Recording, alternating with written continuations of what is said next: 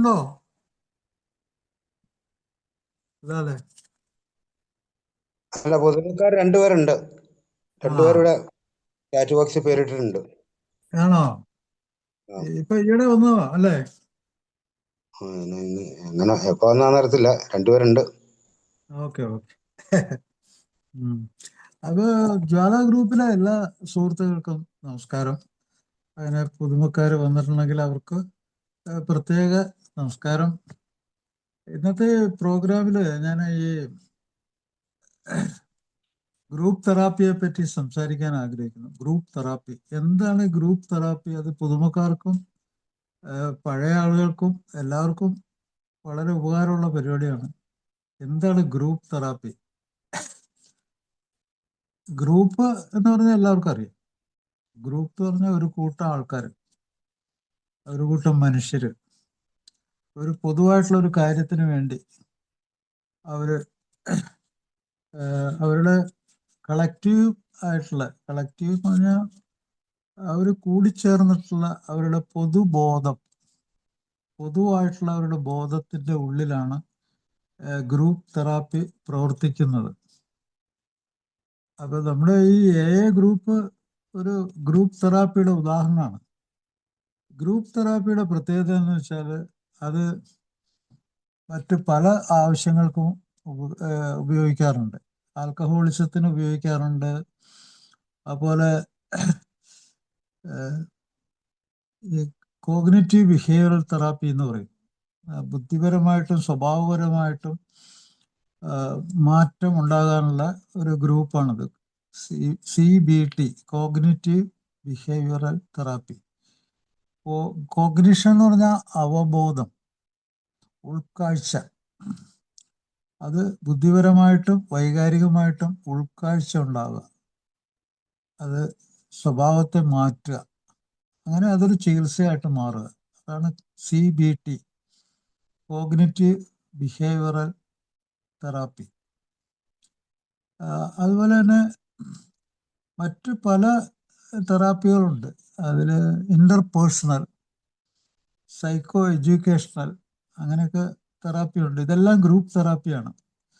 ഈ ഗ്രൂപ്പ് തെറാപ്പിക്ക് സാധാരണ മദ്യാസക്ത രോഗം, വ്യക്തിത്വ വൈകല്യ രോഗം, മറ്റ് ലഹരി വസ്തുക്കളുടെ ഉപയോഗം, മൂഡ് ഡിസോർഡർ എന്ന് വെച്ചാൽ വൈകാരികമായിട്ട് ഉള്ള അവസ്ഥകൾ, ഇങ്ങനെ പല അസുഖങ്ങൾക്കും ഈ ഗ്രൂപ്പ് തെറാപ്പി ഉപയോഗിക്കുന്നുണ്ട്. ഈ ഗ്രൂപ്പ് തെറാപ്പിയുടെ പ്രത്യേകത എന്ന് വെച്ചാൽ ആ തെറാപ്പിയിൽ കൂടി മാറ്റം വന്ന ആളുകൾ, മാറ്റത്തിന് വിധേയരായ ആൾക്കാർ, അവരാണ് അതിൻ്റെ അടിത്തറ.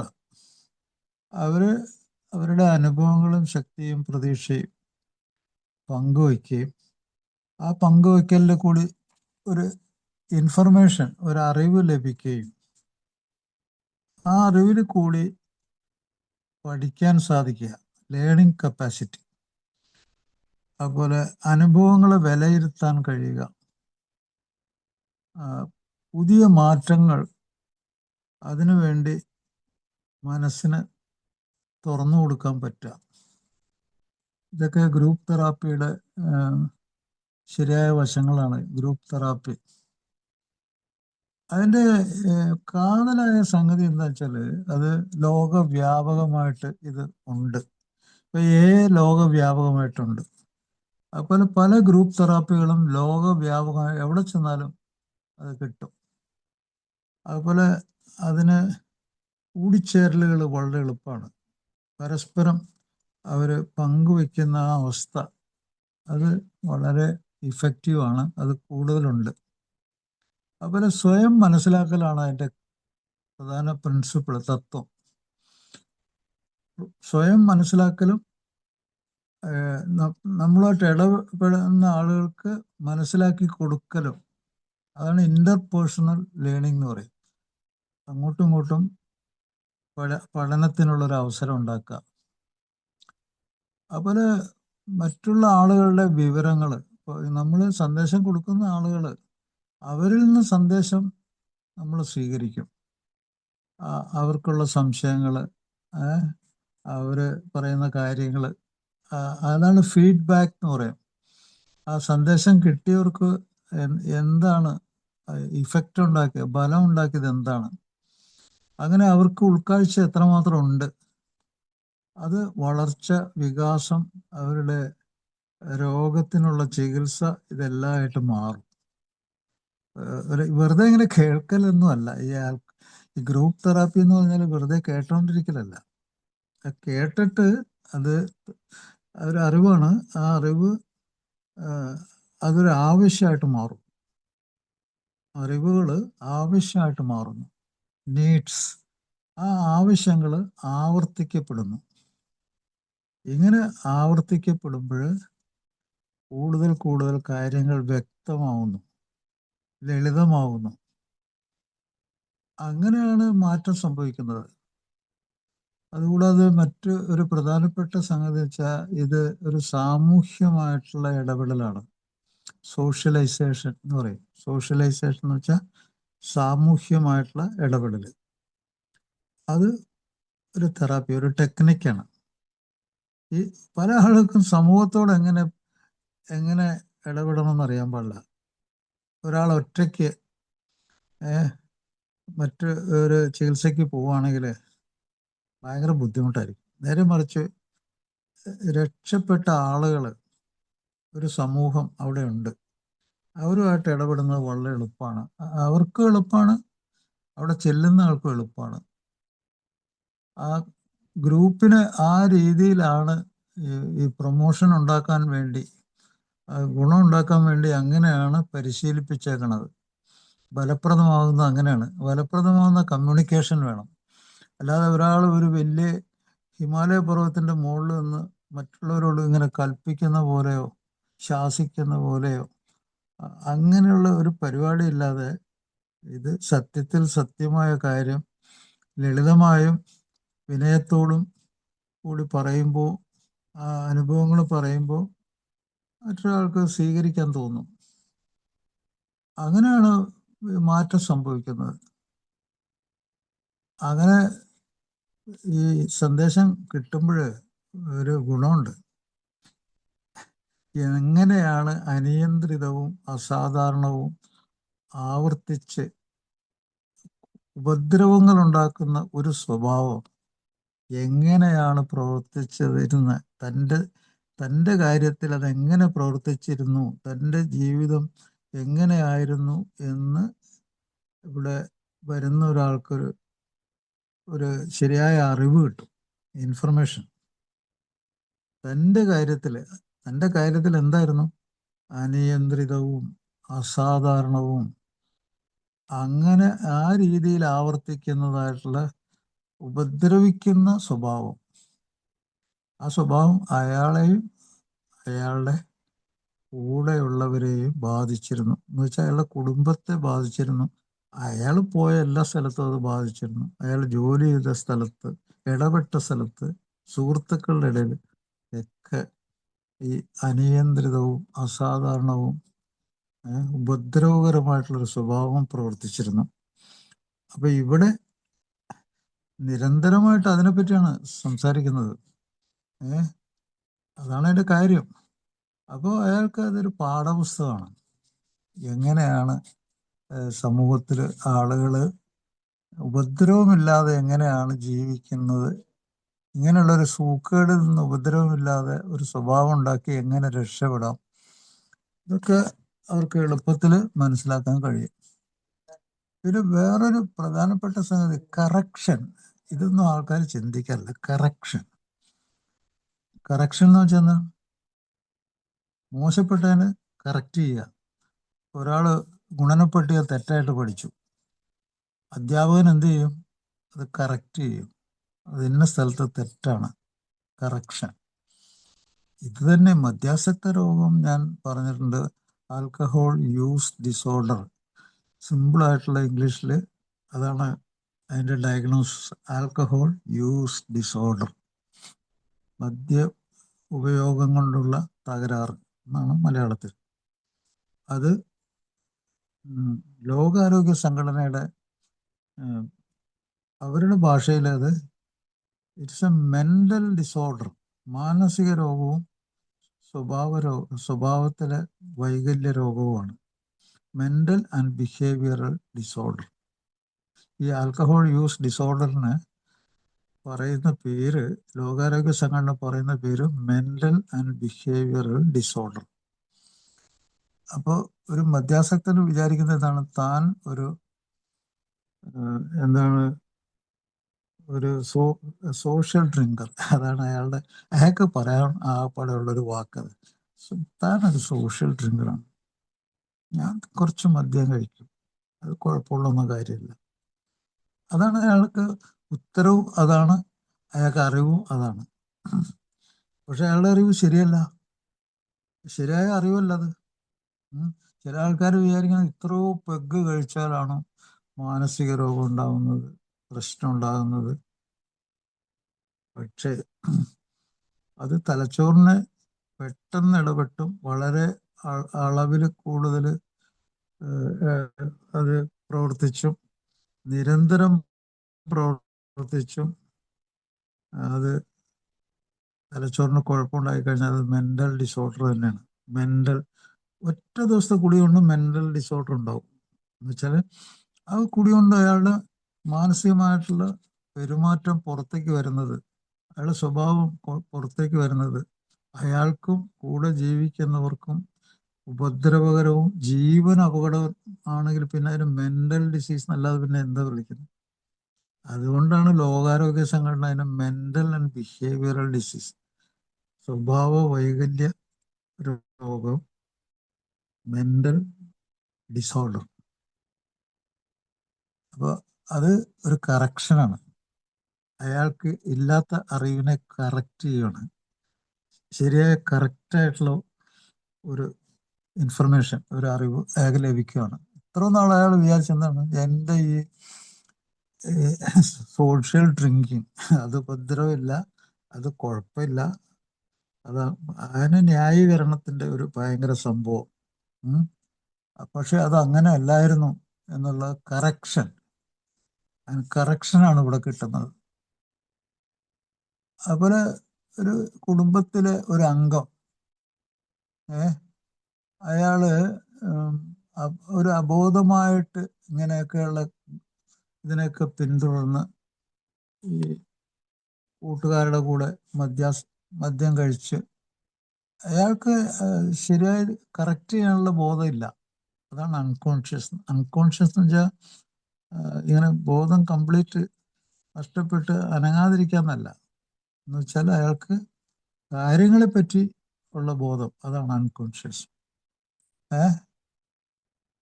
അങ്ങനെ അയാൾ ഒരു ഗ്രൂപ്പിൽ പ്രവർത്തിക്കുന്നു. അപ്പോൾ അത് അറിഞ്ഞു കഴിഞ്ഞാൽ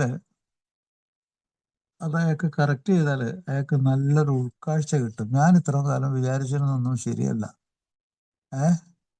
അത് ഞാൻ ആവർത്തിക്കുന്നത് ശരിയല്ല, ആ പാറ്റേൺ, ആ രീതി അതെന്നെ സഹായിക്കുന്നില്ല. ഇത്രയും കാര്യങ്ങൾ അയാൾക്ക് അവിടുന്ന് പിടികിട്ടും. അയാളുടെ ബുദ്ധി അത്രമാത്രം നശിച്ചു പോയില്ലെങ്കിൽ അയാൾക്ക് കുറച്ച് ദിവസങ്ങൾ കൊണ്ട് പിടികിട്ടും. അപ്പം ഇങ്ങനെ ഈ അറിവ് ഇങ്ങനെ പകർന്നു കൊടുക്കുന്നു. അവിടെ അതിന് ഗ്രൂപ്പിലൊരു ലീഡർ മിക്കവാറുണ്ടാവും, ഗ്രൂപ്പിൽ മറ്റു മെമ്പേഴ്സ് ഉണ്ടാവും. അവർക്ക് ഈ രോഗത്തെക്കുറിച്ച് നല്ല ട്രെയിനിങ് കിട്ടി, നല്ല വിദ്യാഭ്യാസം കിട്ടി, അതിൻ്റെ കാതലായ വശം എന്താണെന്ന് മനസ്സിലായി. അപ്പോൾ അയാൾക്ക് ഈ വന്ന ആളുകൾക്ക് ശരിയായ ഒരു വിദ്യാഭ്യാസം, ഒരു ഉപദേശം, ഒരു അറിവ് നൽകാൻ പ്രാപ്തരായിട്ടുള്ള ആൾക്കാരാണ് ഗ്രൂപ്പിലുള്ളവർ. അപ്പോൾ കാര്യങ്ങൾ വീണ്ടും ലളിതം ആക്കി കഴിഞ്ഞാൽ, ഞാൻ പല പ്രാവശ്യം പറഞ്ഞിട്ടുള്ള കാര്യങ്ങളൊക്കെ തന്നെയാണ്, ഒന്നും കൂടി ലളിതമാക്കുവാണെങ്കിൽ ഒരു മനുഷ്യൻ ജീവിക്കുന്നത്, നിലനിൽക്കുന്നത്, എക്സിസ്റ്റൻസ് എന്ന് പറയുന്നത് നിലനിൽപ്പ്, ഇന്നത്തെ ഒരു ദിവസം നിലനിൽപ്പ് ആണ് പ്രോഗ്രാമിൻ്റെ കാതലായ വശം. കാരണം അങ്ങനെ പറയാൻ കാരണം എന്താണ്, ഇന്നത്തെ ഒരു ദിവസത്തിന് അതിൻ്റെ നിലനിൽപ്പിനെ ബാധിച്ച് നിലനിൽക്കോ ഇല്ലേ എന്ന് പറയാൻ പോലും പറ്റാത്തൊരു അവസ്ഥയിൽ കൂടി സഞ്ചരിക്കുന്ന ഒരാൾക്ക് അങ്ങനെയല്ലാതെ വേറെ എന്താണ് ഇന്നത്തെ ഒരു ദിവസത്തെ 24 മണിക്കൂർ നിലനിൽപ്പ്, ഈ 24 മണിക്കൂർ നിലനിൽക്കാൻ കഴിവില്ലാത്തവർക്ക് ചിലപ്പോൾ തുടർച്ചയായിട്ടുള്ള മദ്യപാനവും വെറുതെ ഒരു സ്ഥലത്ത് ഇങ്ങനെ കിടക്കലും അങ്ങനെയൊക്കെയുള്ള ആളുകൾക്ക് അവർക്ക് 1 മണിക്കൂർ വിട്ടു നിൽക്കാൻ കഴിയുവാണെങ്കിലും വലിയ സംഭവമാണ്. 1 മണിക്കൂർ മദ്യത്തിൽ ഈ 1 മണിക്കൂറാണ് 24 മണിക്കൂറായിട്ട് മാറുന്നത്. അങ്ങനെ അത് ശക്തി പ്രാപിച്ച് 24 മണിക്കൂറാവും. അതാണ് എക്സിസ്റ്റൻസ്, നിലനിൽപ്പ്. അത് നിലനിൽക്കണം. അങ്ങനെ നിലനിന്നാൽ അയാളുടെ കാര്യങ്ങൾ അയാളുടെ ഉത്തരവാദിത്തമാണെന്ന് മനസ്സിലാവും. 24 മണിക്കൂറുള്ള അയാളുടെ ജീവിതം, അയാളുടെ നിലനിൽപ്പ് അയാളുടെ ശക്തിയുടെ, അയാളുടെ അറിവിൻ്റെ, അയാളുടെ ഉത്തരവാദിത്തത്തിൻ്റെ കീഴിലാണ് നടക്കുന്നത്. അതിൻ്റെ വരുംവരായികളും അയാളാണ്. അതാണ് 24 മണിക്കൂർ പ്രോഗ്രാമായിട്ട് അങ്ങ് കൊടുക്കുന്നത്. എക്സിസ്റ്റൻഷ്യൽ, നിലനിൽപ്പ്. അയാൾക്ക് ആദ്യമേ തന്നെ വരുമ്പോഴും ഈ ഗ്രൂപ്പ് തെറാപ്പിക്ക് വരുമ്പോഴൊക്കെ കൊടുക്കുന്ന സന്ദേശം 24 മണിക്കൂർ നിലനിൽക്കാനുള്ള ഒരു ധാരണ ഉണ്ടാക്കണം. അതിൽ കൂടി പിടിച്ചു കയറണം. അതുപോലെ ഈ മനുഷ്യത്വം എന്ന് പറഞ്ഞൊരു സംഗതി ഉണ്ടെന്നുള്ളത് അയാൾക്ക് ചിലപ്പോൾ ഇവിടെ വരുമ്പോൾ മനസ്സിലാവും. മനുഷ്യത്വം അതെന്താണെന്നും അയാൾക്ക് പിടികിട്ടും. എന്താണ് മനുഷ്യത്വം എന്ന് പറഞ്ഞു കഴിഞ്ഞാൽ, മനുഷ്യത്വ ഇല്ലായ്മ എന്ന് പറഞ്ഞ രോഗത്തിലാണ് അയാൾ ഇത്രയും കാലം ജീവിച്ചിരുന്നത്. മനുഷ്യത്വമില്ലായ്മ എന്ന് പറഞ്ഞ രോഗം, ഈ രോഗത്തിന്റെ പ്രധാന ഭാഗം, ഒരു പകുതി ഭാഗം അതാണ്. ഈ രോഗത്തിന്റെ പകുതി ഭാഗവും മനുഷ്യത്വ ഇല്ലായ്മയാണ്. പകുതി ഭാഗം എന്താണ്? യാഥാർത്ഥ്യങ്ങളുമായിട്ട് ബന്ധപ്പെടാവുക, നല്ല ബന്ധമില്ലാതിരിക്കുക, ശരീരത്തെ മനസ്സിനെ പറ്റി ബോധമില്ലാതിരിക്കുക, അതുപോലെ തന്നെ ഞാൻ എന്ന സംഭവം, അതിലുള്ളതാണ് നമ്മളെ മനുഷ്യൻ. ആ മനുഷ്യത്വം പോവുക. അപ്പൊ അവിടെ ഇയാൾക്ക് ഈ മനുഷ്യത്വത്തിന്റെ അങ്ങേറ്റത്തൊരു ധാരണ ഇവിടെ ഉണ്ടായി കിട്ടും ഈ പ്രോഗ്രാമിൽ വരുമ്പോൾ. അതാണ് മറ്റുള്ള ഒരാൾക്ക് വേണ്ടി ഒരു ത്യാഗം അയാൾ ചെയ്യുന്നുണ്ട്. അത് മനുഷ്യൻ അങ്ങനെ ചെയ്യുന്ന ആളാണ് കേട്ടോ. മനുഷ്യന് അവൻ്റെ ഉള്ളില് ഭയങ്കര മനുഷ്യത്വമുണ്ട്. അതുകൊണ്ടാണ് ഒരാള് വീഴാൻ പോകുമ്പോഴത്തേക്കും പിടിക്കാൻ പോകുന്ന ആൾക്ക് എന്ത് ആപത്ത് വരുന്നു എന്ന് അറിയാതെ കയറി പിടിക്കുന്നില്ലേ? ഒരാള് പുഴയിലേക്ക് ചാടുമ്പോൾ അയാളെ പുറകെ ചാടുന്നില്ലേ? ഒരാൾ തീയിൽ കിടന്ന് പിടയ്ക്കുമ്പോൾ അയാളുടെ ഉള്ളിലേക്ക് ചെന്ന് അയാളെ എടുത്ത് പൊന്തിക്കുന്നില്ലേ? അതിൻ്റെ ഉള്ളിൽ എന്താണ്? അതിൻ്റെ ഉള്ളിലുള്ള ആ പ്രവർത്തനമാണ് മനുഷ്യത്വം. അത് അയാളുടെ ഉള്ളില് ആ സമയത്ത് ആരും അയാളെ ഉപദേശിച്ചിട്ടൊന്നുമല്ല. അയാളുടെ മനസ്സിൻ്റെ ഉള്ളിൽ നിന്ന് സ്വാഭാവികമായിട്ട് മറ്റൊരു മനുഷ്യന് വേണ്ടി അയാൾ ചെയ്യുന്ന പരിപാടിയാണ്. അതാണ് മനുഷ്യത്വം.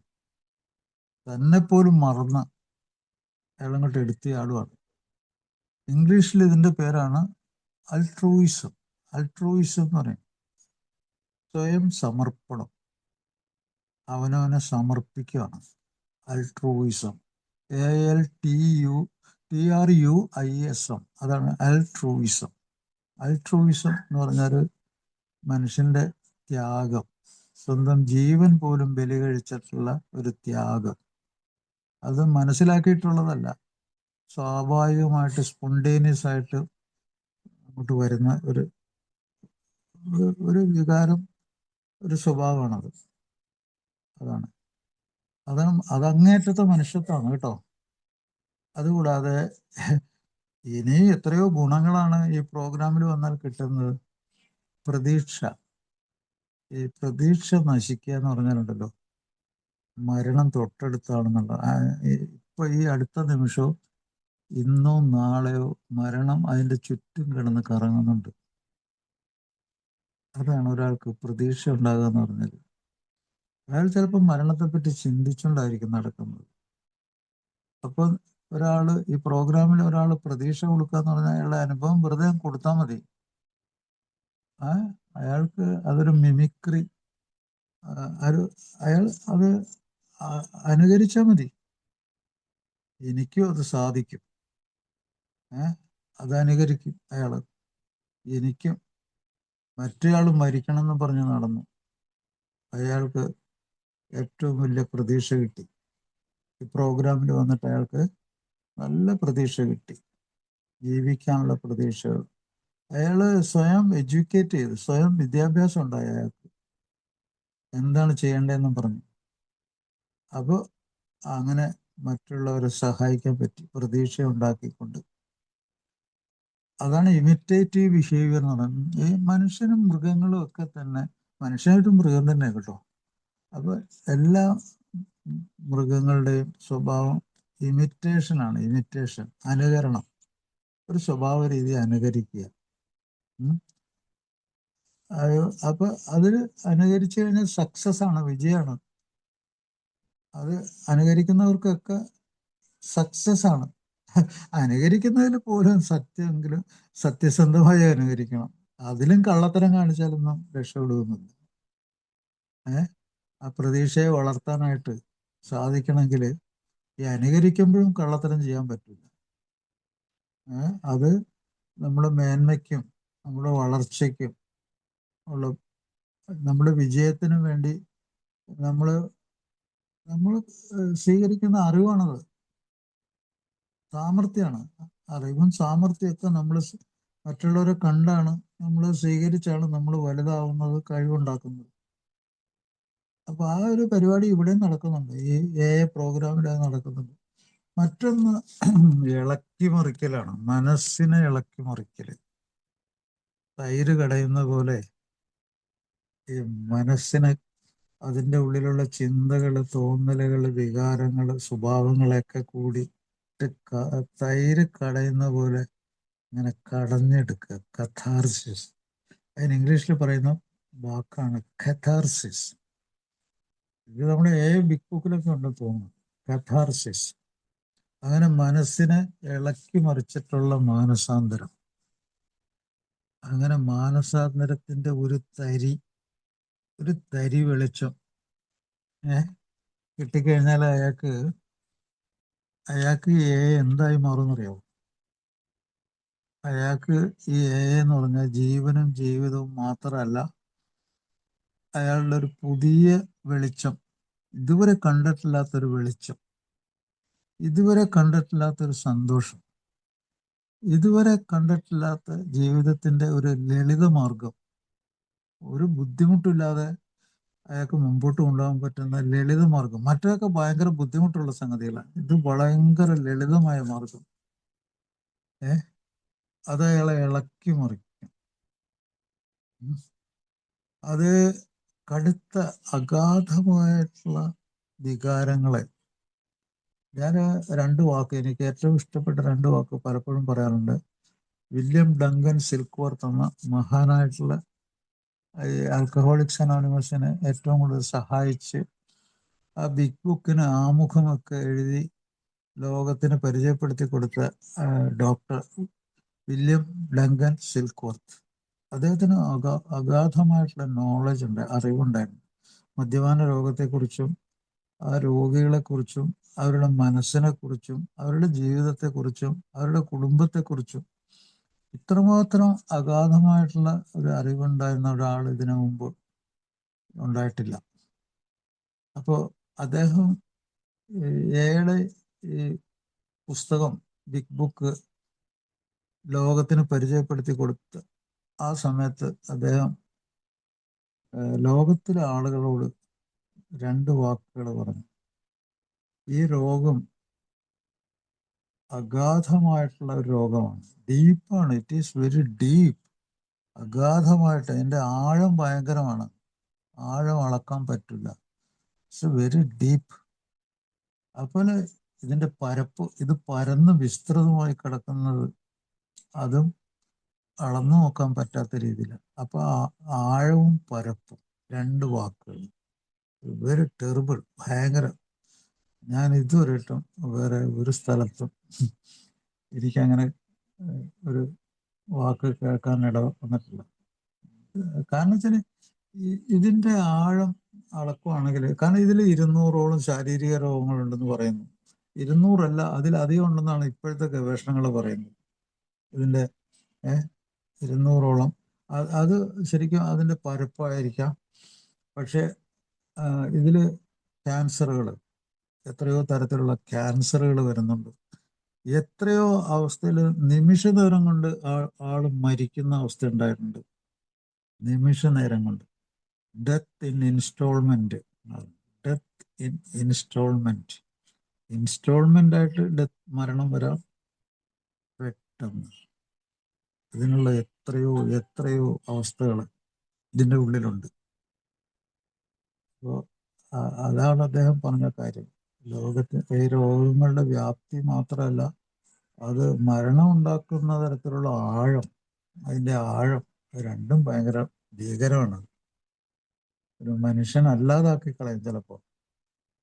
ഇപ്പോ ലോകാരോഗ്യ സംഘടന അതിനെപ്പറ്റിയാണ് ഇപ്പോൾ ഏറ്റവും സങ്കടപ്പെടുന്നത്. അവർ പറയുന്നത് ഇങ്ങനെ ഇതിലൊക്കെ വന്നിട്ടും 6ൽ ഒരാൾ മാത്രമാണ് രക്ഷപ്പെടുന്നത്.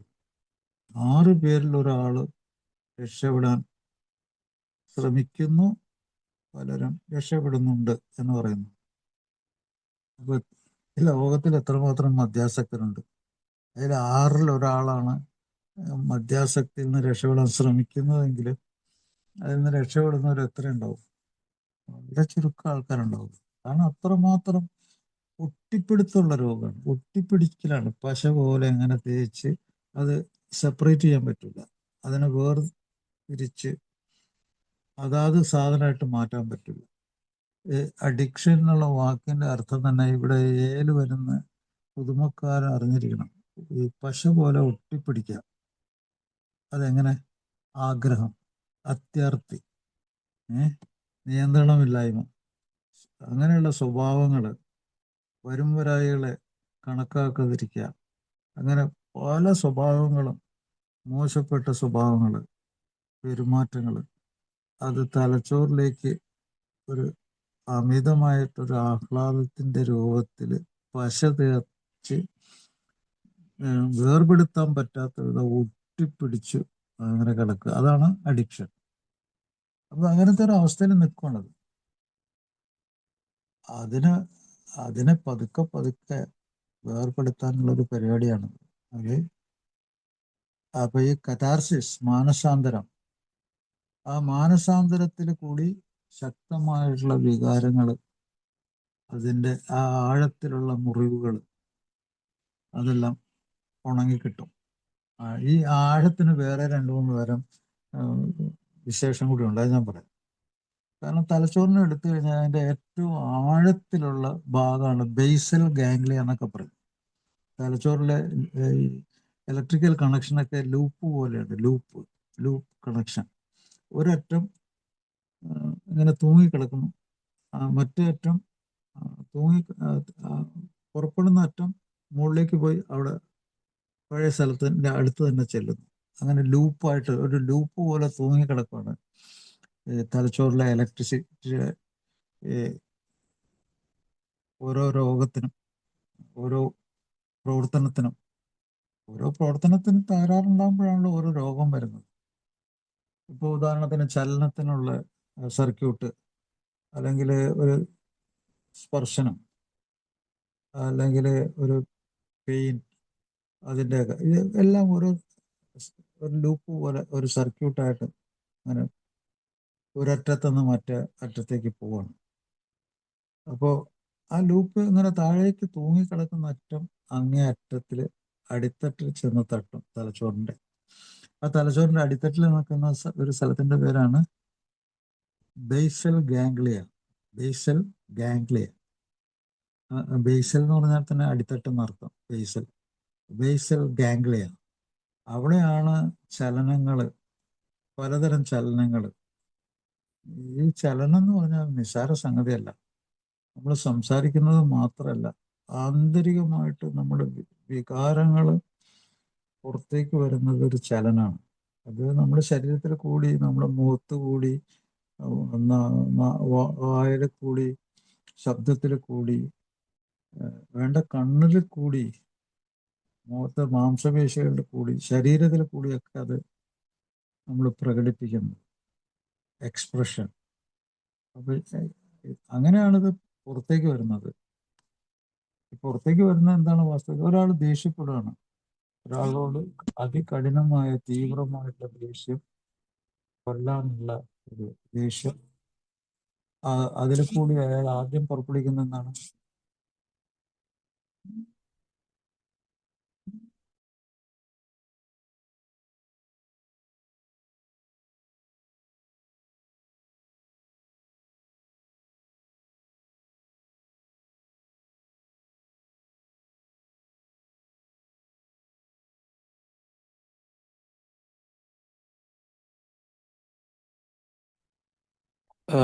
Doctor, hello.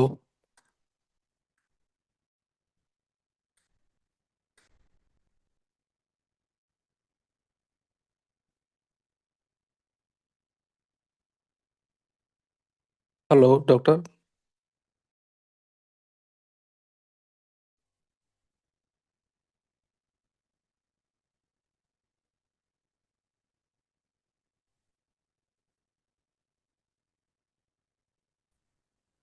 ഡോക്ടർ പറയുന്നത് ക്ലിയർ ആകുന്നില്ല. അല്ല, അതെ, ഞാൻ ഒരു പേഷ്യന്റിന്റെ കാര്യം പറയുമായിരുന്നു ഒരാളോട്.